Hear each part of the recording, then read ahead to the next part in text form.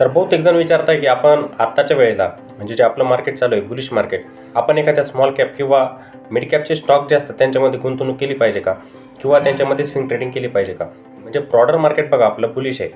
आता बुलिश असताना small cap आणि मिड कॅपने मागील काही दिवसांपासून खूप चांगली रॅली दिली, कंटिन्युअसली वरती जात आहे. आता थोडंसं करेक्शन होतं ना आपल्याला त्यांच्यामध्ये दिसतंय, पाहिजे तसं करेक्शन नाही आहे.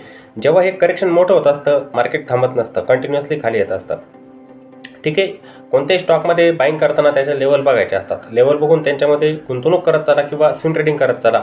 हे बघा, तो स्टॉक कंटिन्युअसली वरती जातोय, 10% 20% जातोय म्हणून त्यामध्ये पडायचं नसतं. लेवल बघायचे असतात, त्याचा ट्रेंड पण बघत चला. योग्य लेवलला जर तुम्ही स्टॉकला बाय केलं तर प्रॉफिट पण मिळत असतं. स्मॉल कॅप मिड कॅप खूप वरती गेलेले आहे, त्यांच्यामध्ये करेक्शन पण अपेक्षित आहे, पण पाहिजे तसं करेक्शन त्यांच्यामध्ये होत नाही आहे. मार्केटमध्ये एक नियम लक्षात ठेवायचा की बाय करायचं तर योग्य लेवलवरती करायचं, टॉपला कधी फसायचं नाही.